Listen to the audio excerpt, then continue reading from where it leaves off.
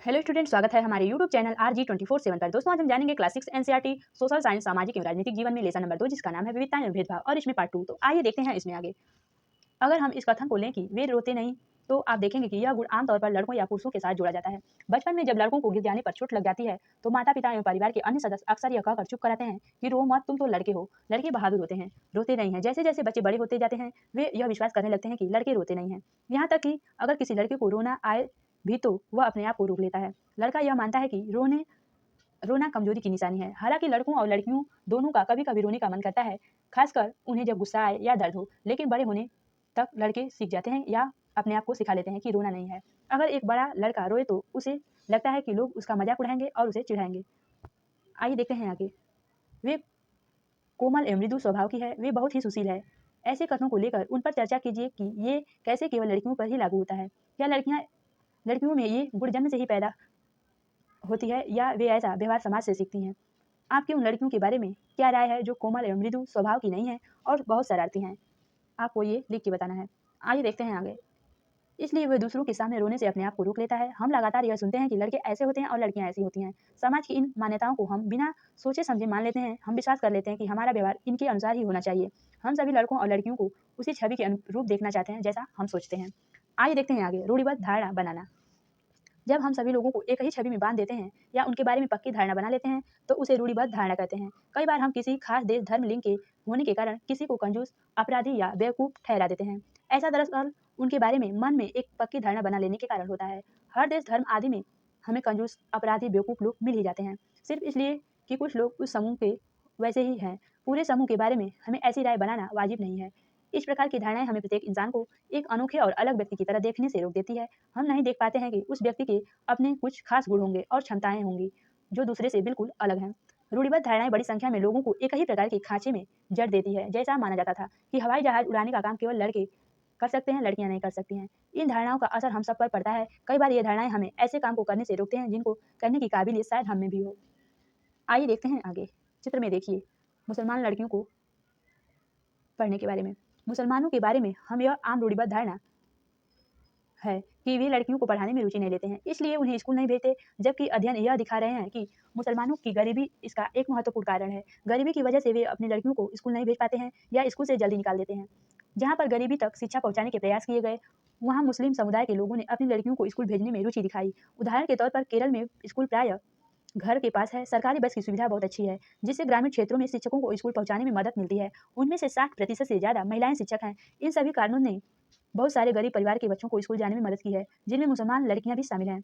दूसरे राज्यों में जहां ऐसे प्रयास नहीं किए गए, वहां गरीब परिवारों के बच्चों को स्कूल जाने में मुश्किल आती है, चाहे वे मुसलमान हों, जनजाति हों या अनुसूचित जाति के हों। जाहिर है कि मुसलमान लड़कियों की स्कूल से गैर हाजिरी का कारण धर्म नहीं है, गरीबी है। आइए देखते हैं आगे। असमानता एवं भेदभाव। भेदभाव तब होता है जब पूर्वाग्रहों या रूढ़िबद्ध धारणाओं के आधार पर व्यवहार करते हैं। अगर आप लोगों को नीचा दिखाने के लिए कुछ करते हैं, अगर आप उन्हें कुछ गतिविधियों में भाग लेने से रोकते हैं, किसी खास नौकरी को करने से रोकते हैं या किसी मोहल्ले में रहने से रोकते हैं, एक ही कुएं या हैंडपंप से पानी नहीं लेने देते और दूसरे द्वारा इस्तेमाल किए जा रहे कप या गिलास में चाय पानी नहीं पीने देते, इसका मतलब है कि आप उनके साथ भेदभाव कर रहे हैं। भेदभाव के कई कारण हो सकते हैं। आप याद करें कि पिछली पार्ट में समीर 1 और समीर 2 थे, जो दूसरे से बिल्कुल भिन्न थे और उनकी जाति भी उनसे भिन्न थी। उदाहरण के लिए उनका धर्म भी अलग था। यह विविधता का एक पहलू है। यह भेदभाव का कारण भी बन सकता है।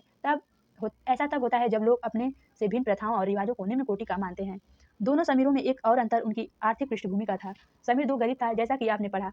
यह अंतर विविधता का एक पहलू नहीं है, यह समानता है। बहुत लोगों के पास अपने खाने, कपड़े और घर की मूल जरूरतों को पूरा करने के लिए साधन और पैसे नहीं होते हैं। इस कारण दफ्तरों, अस्पतालों, स्कूलों आदि में उनके साथ भेदभाव किया जाता है।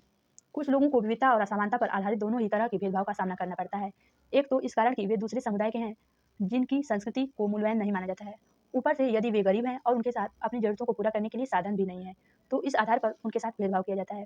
ऐसे दोहरे भेदभाव का सामना करना कई जनजातीय लोगों को, धार्मिक समुदाय और खास क्षेत्रों को लोगों को करना पड़ता है। आइए देखते हैं आगे। भेदभाव का सामना करने पर अपनी आजीविका चलाने के लिए लोग अलग अलग तरह के काम करते हैं, जैसे पढ़ाना, बर्तन बनाना, मछली पकड़ना, बढ़ईगिरी करना, खेतियों, बुनाई इत्यादि करना। लेकिन कुछ कामों को दूसरे के मुकाबले अधिक महत्वपूर्ण माना जाता है। सफाई करना, कपड़े धोना, बाल काटना, कचरा उठाना जैसे कामों को समाज में बहुत कम माना जाता है, इसलिए लोग इन कामों को करते हैं। उनको गंदा और अपवित्र माना जाता है। यह जाति व्यवस्था का एक महत्वपूर्ण पहलू है। आइए देखते हैं आगे। दलित वह शब्द है जो नीची कही जाने वाली जाति के लोग अपनी पहचान के रूप में इस्तेमाल करते हैं। वे इस शब्द को अछूत से ज़्यादा पसंद करते हैं। दलित का मतलब है जिन्हें दबाया गया, कुचला गया। दलितों के अनुसार यह शब्द दर्शाता है कि जैसे सामाजिक पूर्वाग्रहों और भेदभाव ने दलित लोगों को दबा कर रखा है, सरकार ने ऐसे लोगों को अनुसूचित जाति के वर्ग में रख दी है। पहलू है, जाति व्यवस्था में लोगों के समूह को एक तरह की सीढ़ी के रूप में रखा गया है, जिसमें से एक जाति दूसरी जाति के ऊपर या नीचे जाति थी, ऊपर या नीचे थी, जिन्होंने अपने आप को एक सीढ़ी से ऊपर रखा। उन्होंने अपने को ऊंची जाति का और उत्कृष्ट कहा। जिन समूहों को इस जाति में रखा गया, चित्र में देखिए। जाति के आधार पर कक्षा में अपने किसी बच्चों को दूसरे बच्चों से अलग बैठाना भेदभाव का एक रूप है। जाति के आधार पर कक्षा में किसी दूसरे बच्चों को अलग बिठाना भेदभाव का ही रूप है। आइए देखते हैं आगे।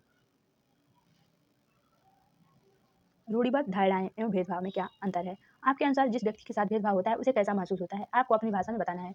अगले पृष्ठ पर हम यह देखेंगे कि कैसे भारत एक मशहूर हस्ती को भेदभाव का सामना करना पड़ा था। यह भाग हमें अपने समझने में मदद करेगा कि कैसे जाति के तहत बड़ी संख्या में लोग भेदभाव के शिकार हुए। भारत के एक महान नेता डॉक्टर भीमराव अंबेडकर ने जाति व्यवस्था पर आधारित भेदभाव के अपने अनुभव के बारे में लिखा है।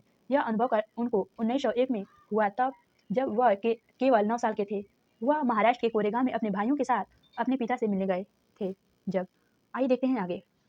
डॉक्टर भीमराव अंबेडकर को भारतीय संविधान के पिता एवं दलितों के सबसे बड़े नेता के रूप में जाना जाता है। डॉक्टर अंबेडकर ने दलित समुदाय के अधिकारों के लिए लड़ाई लड़ी। उनका महार जाति में जन्म हुआ था, जो अछूत मानी जाती है। महार लोग बहुत गरीब होते थे, उनके पास जमीन नहीं होती थी और उनके बच्चे को काम करना पड़ता था जो वे खुद करते थे। उन्हें गांव के बाहर रहना पड़ता था और गांव के अंदर आने की इजाज़त भी नहीं थी। अंबेडकर अपनी जाति के पहले व्यक्ति थे जिसने कॉलेज में पढ़ाई की। वकील बनने के लिए इंग्लैंड चले गए। उन्होंने दलितों को अपने बच्चों को स्कूल जाने और भेजने के लिए प्रोत्साहित किया। दलितों के अलग अलग तरह की सरकारी नौकरी करने को कहा ताकि वे जाति व्यवस्था से बाहर निकल सकें।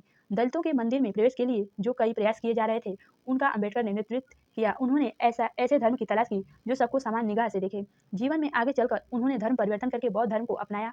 उनका मानना था कि दलितों को जाति प्रथा के खिलाफ अवश्य लड़ना चाहिए और ऐसा समाज बनाने की तरफ काम करना चाहिए जिसमें सबकी इज्जत हो, न कि कुछ लोगों की। धन्यवाद दोस्तों। इस क्लास की आगे की जानकारी हम अगली वीडियो में देंगे। अगर वीडियो पसंद आएगी तो लाइक शेयर सब्सक्राइब कमेंट करके जरूर बताइएगा।